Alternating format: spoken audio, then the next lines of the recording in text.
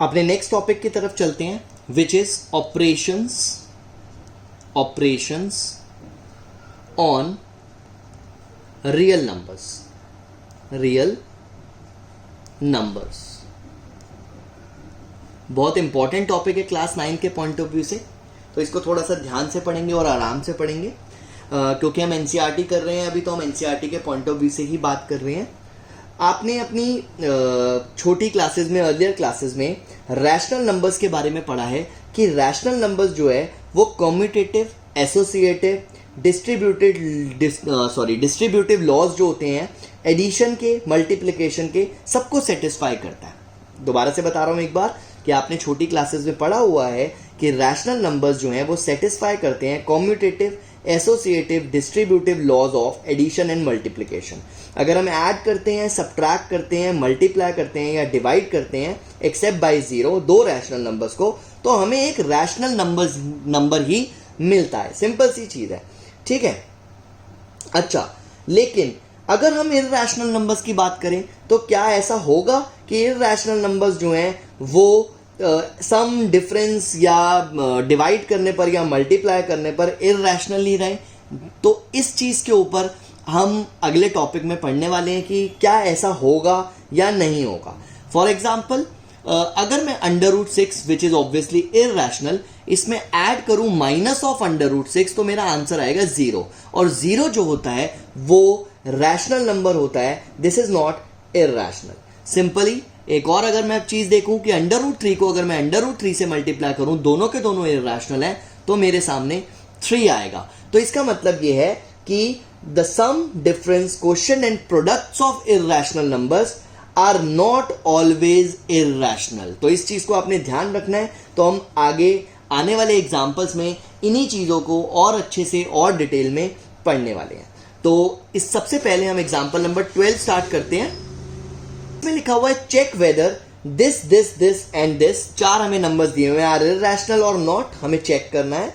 तो सबसे पहले आपके सामने नंबर दिया हुआ है 7√5। अब बच्चों को कंफ्यूज करने के लिए पूछा जाता है कि 7√5 जो है क्या वो इर्रेशनल है या नहीं है। तो देखो, ये रैशनल है, this is rational obviously, and this is irrational.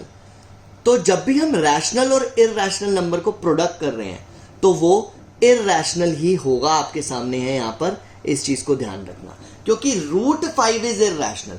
तो अगर मैं √5 की वैल्यू को 7 से मल्टीप्लाई भी कर देता हूं, तब भी वो नॉन टर्मिनेटिंग, नॉन रिकरिंग ही रहेगा, इस वजह से ये इर्रेशनल होगा। सिमिलरली अगर मैं 7 को √5 से डिवाइड भी करता हूं, तब भी ये इर्रेशनल होगा, क्योंकि इस केस में भी ये नॉन टर्मिनेटिंग, नॉन रिकरिंग ही रहेगा। नेक्स्ट सिचुएशन जो हमारे सामने एग्जांपल इन्होंने पूछा हुआ है, दिस इज √2 + 21। ऑब्वियसली अगर ये नॉन टर्मिनेटिंग, नॉन रिकरिंग है और इसमें मैं 21 ऐड भी कर दूंगा, तब भी उससे कोई फर्क नहीं पड़ेगा और ये इर्रेशनल नंबर ही रहेगा, क्योंकि ये नंबर भी नॉन टर्मिनेटिंग, नॉन रिकरिंग ही आएगा। इसमें कोई भी फर्क नहीं पड़ने वाला। अगर मैं इन दोनों को ऐड भी कर देता हूं तो भी कोई फर्क नहीं पड़ने वाला। This is 22.414 and non terminating, non recurring, तो ये इसी तरह से चलता रहेगा। इस वजह से ये हमारा इर्रेशनल नंबर होगा। और अगला जो आपके सामने एग्जांपल दिया हुआ है वो लिखा है π-2, एंड वी नो दैट कि पाई जो होता है वो इर्रेशनल होता है, बिकॉज 3.14 एंड ये नॉन टर्मिनेटिंग, नॉन रिकरिंग है, और इसमें से अगर मैं -2 कर भी देता हूं तो this is 1.14 and non terminating, non recurring, ये इस तरह से चलता ही रहेगा। तो कोई भी फर्क नहीं पड़ेगा, जिसकी वजह से ये सारे के सारे नंबर्स इर्रेशनल है। तो अगर मैं किसी रैशनल नंबर को इर्रेशनल से मल्टीप्लाई कर रहा हूं तो भी वो इर्रेशनल ही आ रहा है। अगर मैं किसी रैशनल नंबर को इर्रेशनल नंबर से ऐड कर रहा हूं तो भी वो इर्रेशनल आ रहा है। अगर मैं एक इर्रेशनल नंबर में से रैशनल नंबर को सब्ट्रैक्ट कर रहा हूं या मैं डिवाइड कर रहा हूं, सारी ही सिचुएशंस में वो इर्रेशनल नंबर ही आ रहा है, क्योंकि वो नॉन टर्मिनेटिंग नंबर ही, non terminating, non recurring number ही आपके सामने होगा। अगले एग्जाम्पल पर आते हैं।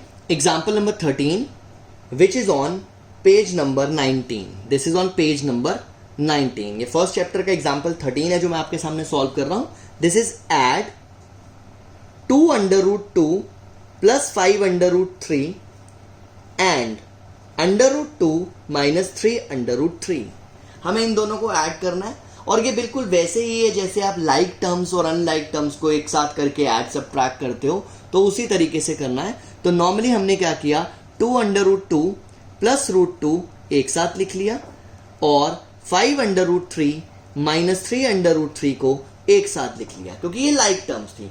तो 2√2 यानी कि 2√2 प्लस 1√2 इज 3√2 और अगर मैं इसको देखूं 5√3 माइनस 3√3 इज 2√3, तो ये मेरा फाइनल आंसर होगा। That's it.